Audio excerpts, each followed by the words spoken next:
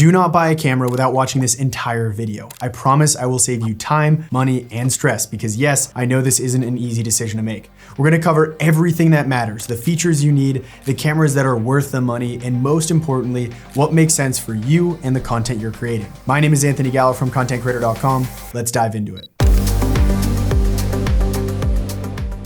Okay, so I imagine you're here watching this video because you've realized how badly you want to create better content.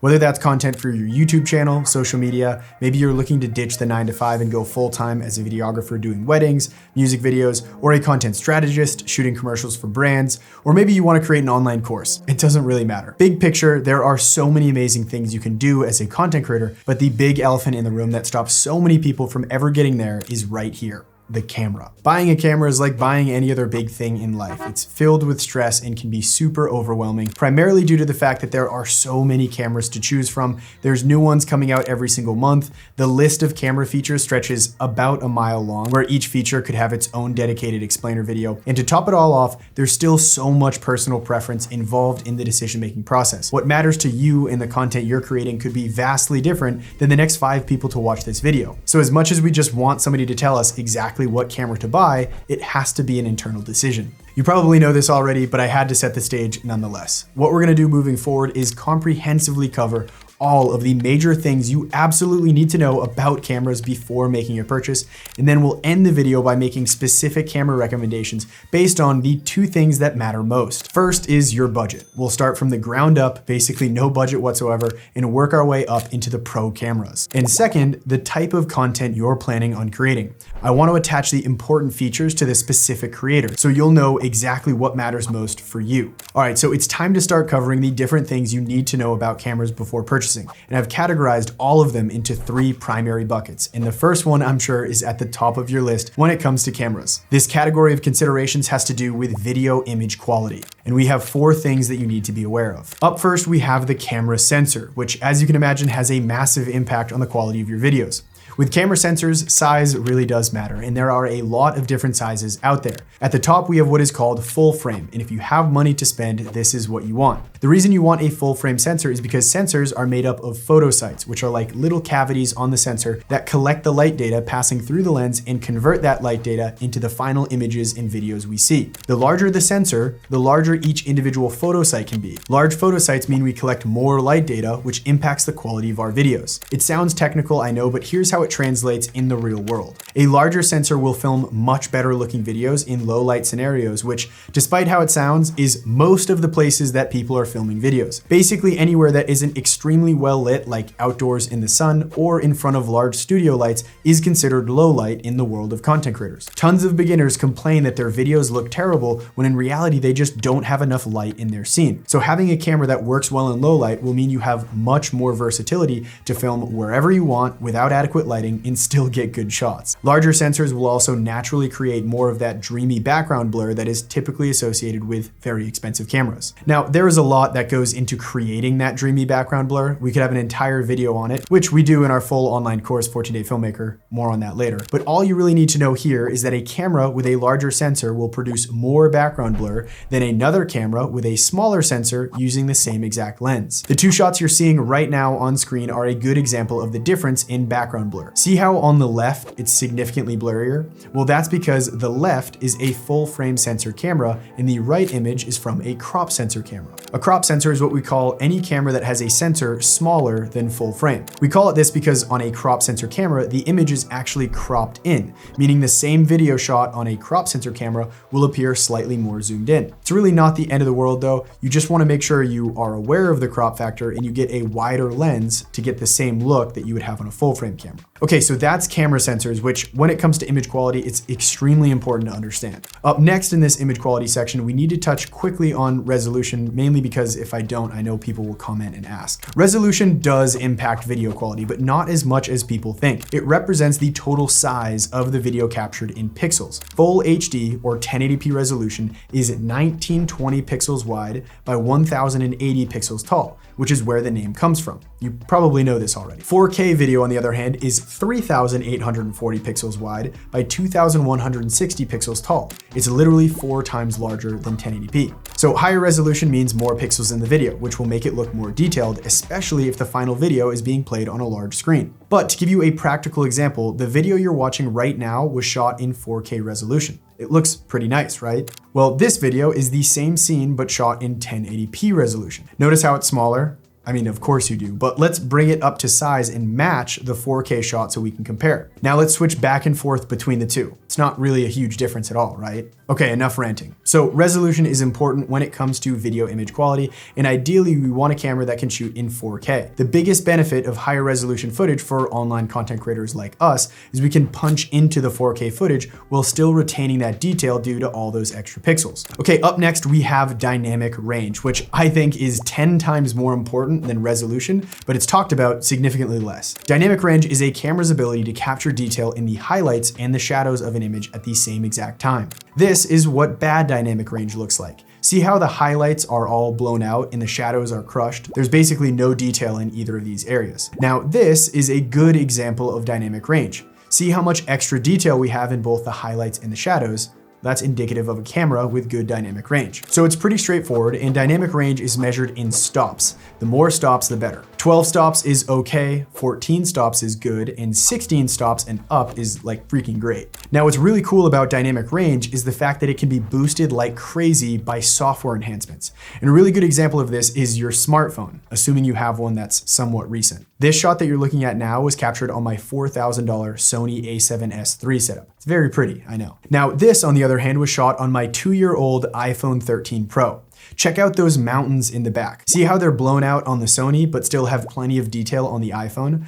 That is Apple doing some good old software magic on the back end. It's also a huge reason why I recommend most people getting started as a content creator use their smartphones. You have no idea how much hidden potential is locked in these small devices, and odds are you have one in your pocket right now, or it's in your hand if that's what you're using to watch this video. Now, I know it's a little early in the video to do a shameless plug, but at contentcreator.com, we actually have an entire online course dedicated to helping you master the shooting and editing process using the phone you already have. The course is jam-packed with insanely valuable training videos, practice exercises, downloadable bonuses, and it costs less than a dinner date with your grandma. So definitely check that out if you want to save money and create amazing content with your phone. We've actually had over 90,000 people go through this course and they absolutely love it. Their videos look 10 times better than before they enrolled. Okay, sorry, I'll stop self-promoting. Back to the video. Moving on, we've got to cover the last factor in the image quality category, color science. This one is a little harder to measure because part of it is personal preference, but basically, how well do the colors captured by our camera mirror real life? Are they accurate or are they totally off? Unlike sensor size, resolution, and dynamic range that all had easy measurement systems,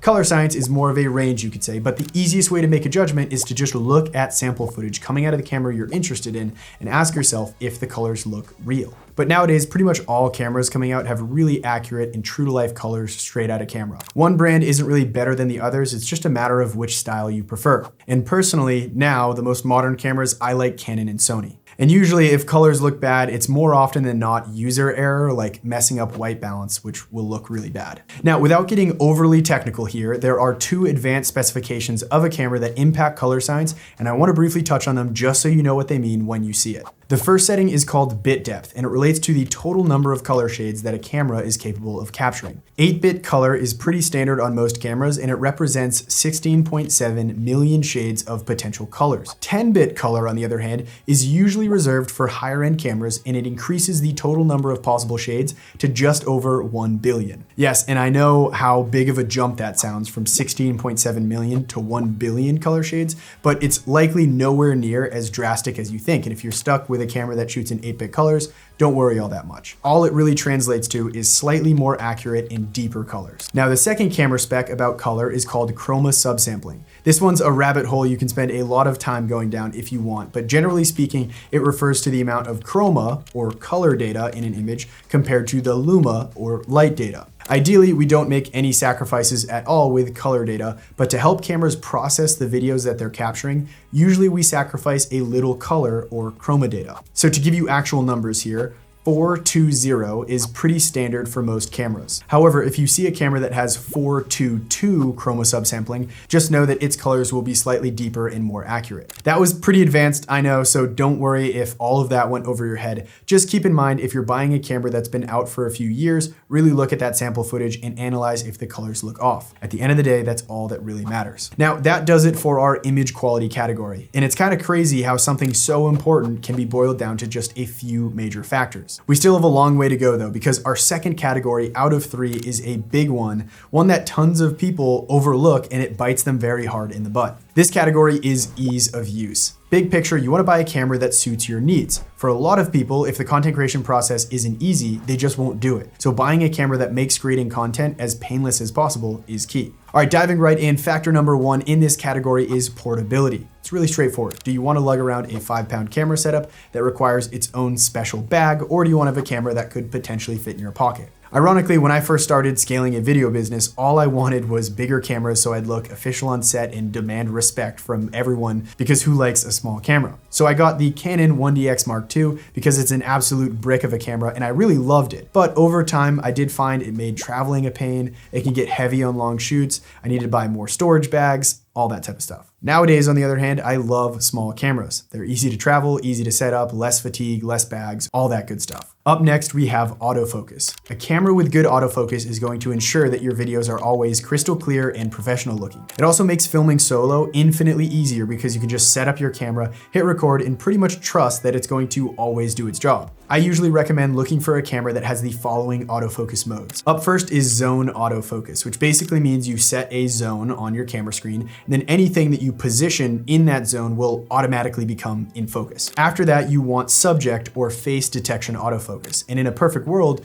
you'd also want eye detect autofocus, which is like face tracking, but even more accurate at locking focus on a person's literal eyeball. Okay, moving on, we have stabilization modes. Are you able to walk around handheld and get smooth shots, or do you need a gimbal if you want anything but super shaky and distracting footage? Now, there are multiple different types of stabilization modes. Up first, you have digital stabilization, which is good, but it's all software based. It basically analyzes the movement within the video and then crops in and repositions the clip over time to counteract that movement. After that, you have optical stabilization that occurs within the lens, and this is much better, primarily because it's literally happening to the actual elements in the lens as you're filming versus just kind of cropping in on your footage after the fact. And then finally, you have stabilization that occurs within the camera itself by shifting the physical sensor to counteract the shakiness of the camera. This is definitely the best type, and it's referred to as sensor shift stabilization. Now, an interesting thing about stabilization, it's actually easier to stabilize the sensor on a camera with a smaller sensor. The footage you're seeing right now was shot handheld on my smartphone, and it's insanely smooth.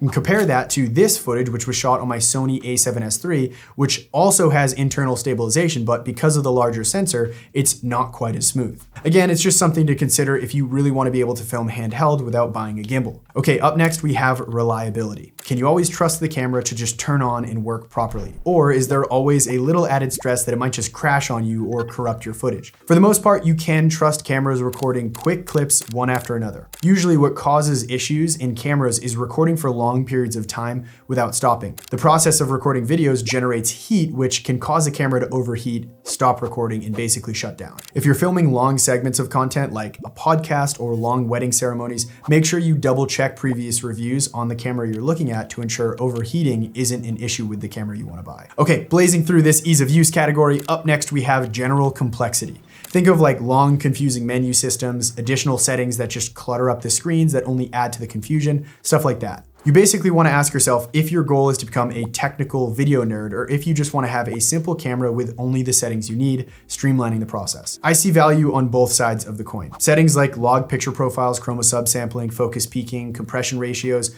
obviously these are all extremely valuable if you use them, but a lot of people end up overpaying for cameras that are a little beyond them, and all these additional settings, they actually hurt their content because they aren't aware of how to properly use them. For example, I see a lot of people buying cameras because they want to shoot in log picture profiles, but they have no idea how to color correct, color grade footage, and their clips end up looking worse because they use that advanced feature. Either way, it's important to recognize what type of content creator you want to become and buy a camera that fits your needs. All right, that does it for the ease of use category. category. We have one last category, and then we'll be ready to dive deep into our specific camera recommendations. I know this is a lot of info about cameras, but trust me, it pays to know these things so you can buy a camera that actually works for you. This last category is kind of like our miscellaneous bucket of specific factors that don't impact video quality or ease of use in a major way, but they matter a ton to the specific types of content creators out there. Not considering one of these factors could literally make or break a camera being a good investment for the type of content you want to create. And as soon as I say this first one, you'll know what I mean. Miscellaneous factor number one is the recording limit. I've seen this one crush people before. They want to start a long form content machine like a podcast. So they save up, they buy their first camera, they start recording their first podcast episode, and then after the fact, they look at the footage and they see that the clip is only 29 minutes long. This is because that camera has a 30-minute record limit. I actually started my video career with a huge focus on filming weddings, and I remember having to set my timer on my watch during the wedding ceremonies to remind myself to restart the recording if the ceremony lasted longer than a half hour. This was because at the time I primarily shot on Canon, and they're well known for having half-hour recording limits. Might sound straightforward, but with so many things to consider, it's easy to forget the recording limit. And there's actually a website online called recordinglimits.com, which is a database of tons of popular cameras and all their recording limits in one place, so you can always check that whenever you're buying a camera. Up next, you want to ask yourself if you'll need a clean HDMI out. If you go live on Facebook a lot, you stream on Twitch, or you capture events where you broadcast the footage out live, like a high school graduation, you really want to make sure your camera has a clean HDMI out. This means there is a clean signal going directly from the sensor of your camera out to the HDMI. If you don't have a clean HDMI out, any type of streaming you do will also display the video icons and other elements on the screen like this, which can be very distracting to the viewers. Up next, we have the presence of audio ports. I don't know why some cameras make this hard, but generally speaking, you want your camera to have at least a microphone jack so you can plug in a higher quality third-party microphone to improve your sound. Ideally, you'd also want a headphone jack so you can monitor the audio as it's being recorded. The only time you don't need audio ports is if you're A, never filming content with audio, B, you're using your camera like a webcam into a computer, at which point you can just plug that third-party mic directly into the computer's audio ports, or C, you plan on using independent microphones like a lav mic paired with a handheld recorder. With this setup, you just synchronize the audio from the recording device to the video in the editing process. Okay, up next in this miscellaneous category, we have weather sealing. Not important to everyone, obviously, but if you're like me and you love filming travel content or really just anything outdoors, you want to make sure your camera is safe. Some cameras have no protection, others are weather resistant, which is kind of like a sketchy middle ground. Like a light drizzle is probably fine, but I'd still be careful. And then finally, you have fully weather sealed, which is safe from pretty much all weather outside of dropping it into a river. Okay, and last but not least, in this category, we have high frame rate modes. Frame rate is the total number of individual still frames in each second of continuous video. The two standard frame rates here in the US are 24 and 30 frames per second. Some other parts of the world use 25 frames per second, which is totally fine. It doesn't really impact the look of your final videos at all. What really matters is what happens when we increase the frame rate beyond 30 frames per second to like 60 frames per second,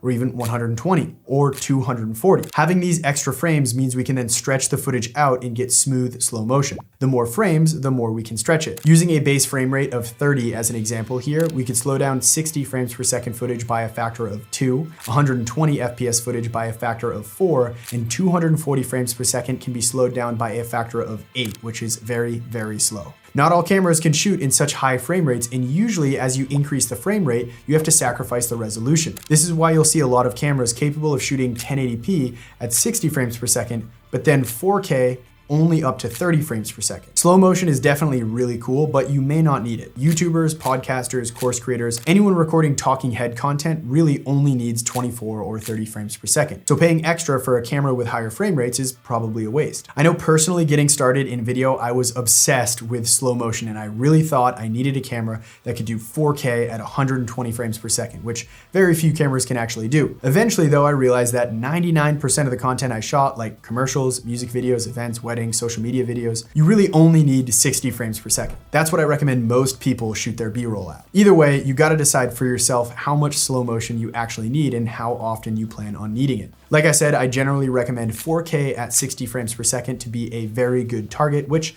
most smartphones can do. Now that officially does it for all of the things you need to be aware of before purchasing a camera. It's time we take all of that info and apply it to real content creators with real budgets buying real cameras. Before we do that though, if you found this content content valuable, please hit that subscribe button. It really helps our channel grow and it only incentivizes us to create more free training content like this. Also, I want you to know that all of the cameras and gear we mentioned in this video, they're all gonna be linked in the description beneath this video, so you don't need to go and search for everything on the internet. Okay, back to it, starting from the ground up. Let's imagine very low to no budget whatsoever. I consider this to be less than $800 to spend on a camera. If this is you, I highly recommend using a modern smartphone. Whether that's the one you already own or if you have a super old phone, take this budget and upgrade your phone instead of spending it on a camera. Why? Well, at this price point, you're really not gonna be able to buy a dedicated camera that shoots content that will look better than the content that comes out of a modern phone. It's crazy, I know, but it's true, and we'll touch on a few of the exceptions in just one moment. Another reason I recommend buying a phone is because at this price point, any camera you buy, you're probably gonna wanna buy a bigger camera down the road anyways. So why start building up a collection of lenses and other accessories for an entry-level camera that you know you're pretty much gonna abandon anyways down the road? So buy a phone, or just use the one you already have. It'll be equal or better in quality to any of the cameras at this budget, and then continue to save up until you can jump straight into a larger sensor pro camera. But which phone do you buy? Well, I think it's actually pretty simple.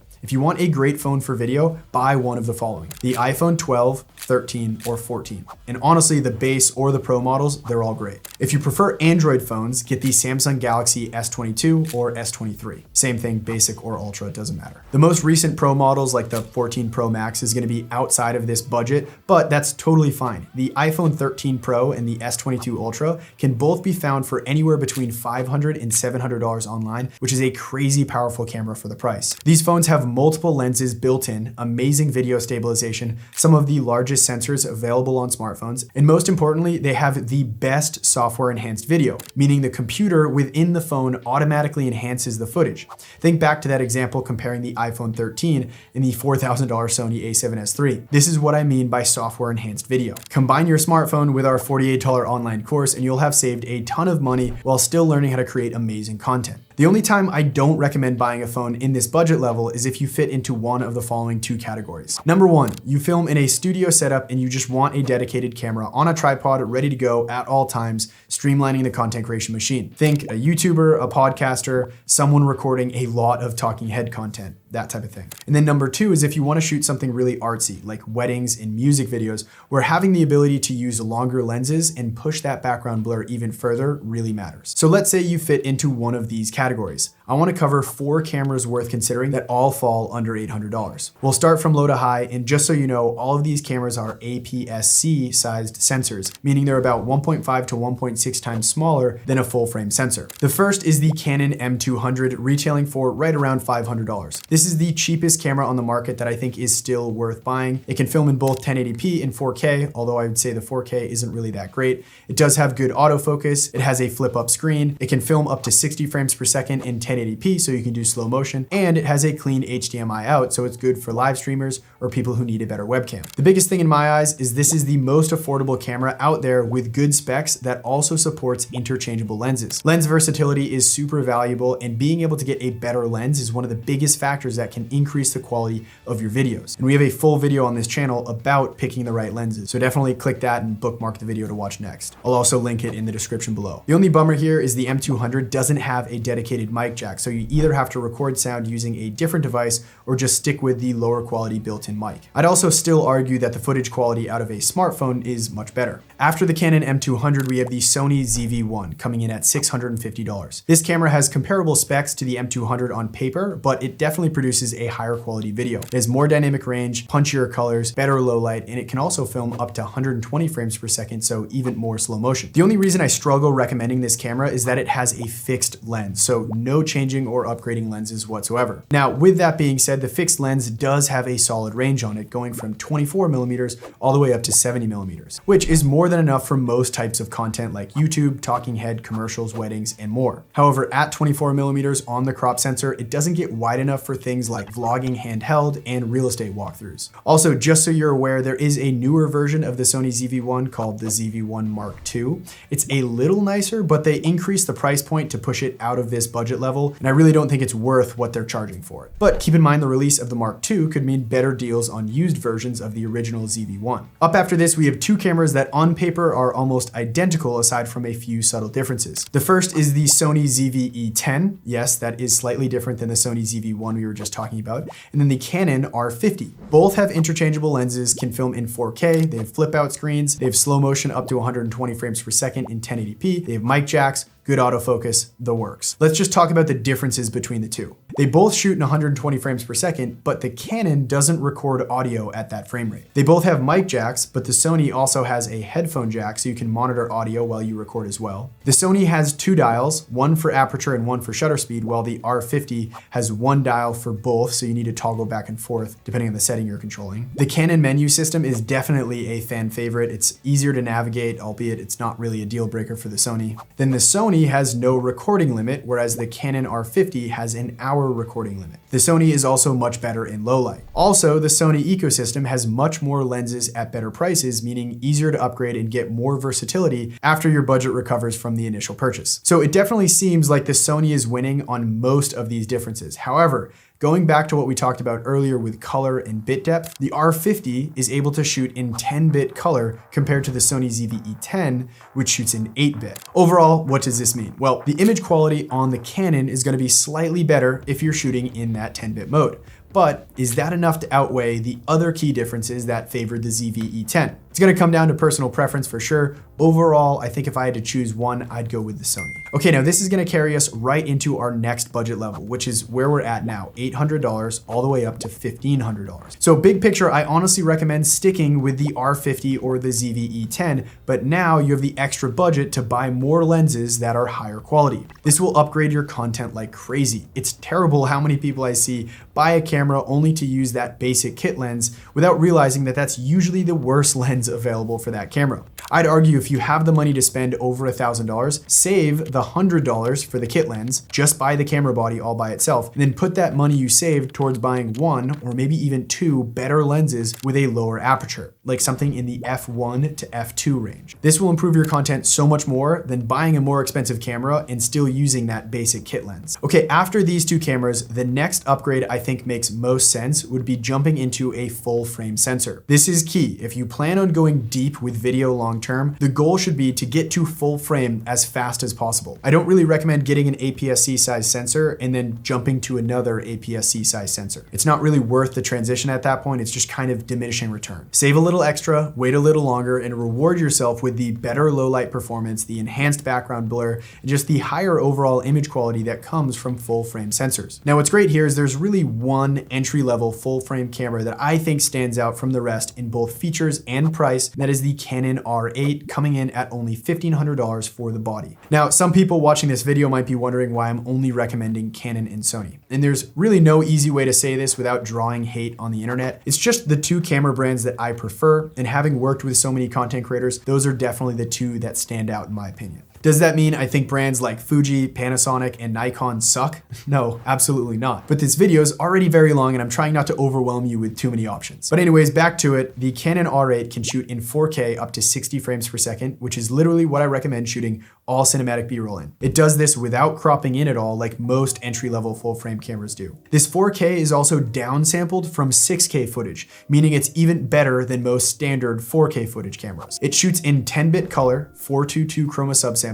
It has advanced picture profiles like C-Log3, which means it can capture up to 15 stops of dynamic range, which is very good. It has audio ports, clean HDMI out, amazing autofocus. It does have a recording limit, but it's 2 hours, which I think is still really good. It's weather resistant, not weather sealed, but honestly, Canon is extremely good at making very durable cameras, so it doesn't really worry me that it's not fully weather sealed. This camera does it all in my eyes at a price point that is honestly insane. I used to recommend the original EOS R and the Sony A7C as the best entry full frame cameras, but I think the R8 does a decent job of putting both these alternatives to bed. The only thing the R8 doesn't have that would be nice is in-body sensor shift stabilization for video. But honestly, I get it, they need to reserve some features for their higher end cameras. You can still buy lenses with internal stabilization, which will help a ton, and you still have that digital stabilization that is built into basically all cameras nowadays. There's honestly very little things that this camera can't do. It'll work for basically all types of content creators on planet Earth. That means YouTube videos, podcasts, social media content, commercials, music videos, weddings, events. This is all the camera you need. especially if you're just getting started. I get that there is always more camera you can buy, but unless you're independently wealthy, I really don't think it makes much sense to spend more than $1,500 on your first or second camera. With that being said, if you're a beginner content creator watching this video from your yacht, just rolling around in cash that's waiting to be spent, let's take these camera recommendations to the next level. There are really only two more cameras that are worth mentioning in my eyes. Up first is actually my camera of choice that I'm using on this video right now, which is the Sony a7S III, coming in at $3,500. Now I know that was a big price jump. $1,500 for the Canon R8, all the way up to $3,500 for the Sony a7S III. It's a big one, but hear me out. Right now, there aren't many cameras out there in between these two price points that I think are really worth the extra money. Now, I'm sure there are people watching this video that have cameras that fall in that gap. You don't need to go to the comments and say, why didn't you mention my camera? I'm sure your camera's amazing, but we're talking about somebody right now who doesn't have a camera or they're making big upgrades. The Sony a7 IV and the Canon R6 Mark II are both great, but I think they don't bring anywhere near enough to the table to justify the price compared to the R8. Yes, you'll get better in-body video stabilization, but again, I don't think that's worth the price and the time investment required to upgrade cameras. Also, it's worth mentioning that the Sony a7S III retails for $3,500, but I regularly see it online for under $3,000, which is a fantastic deal. Now, the a7S III has even more dynamic range. It can film in 4K at up to 120 frames per second without a crop. The sensor was specifically designed to be lower in megapixels, which allows those photo sites we talked about earlier to be massive and collect tons of additional light data. This makes it extremely capable in low light. It's industry-leading performance. Although you gotta keep in mind, it's not the best camera for photos because they have that lower megapixel sensor. But Sony did that on purpose. The S line of cameras is their video-centered cameras, so this wasn't really meant to be amazing at taking photos. I always jokingly say that this is probably the last camera I'll ever buy because it literally does everything that I need better than I really need it to. Although I'm sure something will come out soon that makes me want to upgrade. Then last but not least, we have the Canon R5C coming in at $4,000. It's very similar to the Sony a7S III on paper, but it can also shoot 8K footage at 60 frames per second, which is pure insanity. That video has 8 times the pixel density of standard full HD 1080p. It also has a 45 megapixel sensor, which means it's a much better photo camera than the a7S III. You can go with either of these cameras and I guarantee you will not be disappointed. But in order to fully maximize the potential of any camera mentioned in today's video, you need to know all the ins and outs of what it really takes to shoot unbelievably cinematic professional content. And you need to master the process of editing videos, which is another beast in itself. So obviously I mentioned it earlier, but at contentcreator.com, we have an online course called 14-Day Filmmaker that will teach you everything you need to know in 14 days for $48. And anyone who enrolls using the link beneath this video will actually get our package deal, which includes both the smartphone specific course and the pro camera course. So it doesn't matter what camera you have or end up buying. From the right settings, beautiful composition secrets, cinematic movements, professional lighting, capturing audio, and more training on captivating editing than you could ever imagine, these courses will blow your socks off with how much freaking value you get for 1/100th the price of what a high-end camera will cost you. Not to mention you get lifetime access to our private community where I personally host a live weekly Q&A call. You get downloadable cheat sheets, sound effects, discounts on gear and software like Adobe Creative Cloud, which if you use will save you more money than what our course costs. I could keep going on for a while, but this has been a very long video. I'm sure you're sick of my voice already. If you are interested in that package deal, click the link in the description beneath this video. Other than that, thank you so much for watching. Hit that subscribe button and I'll see you in the next one.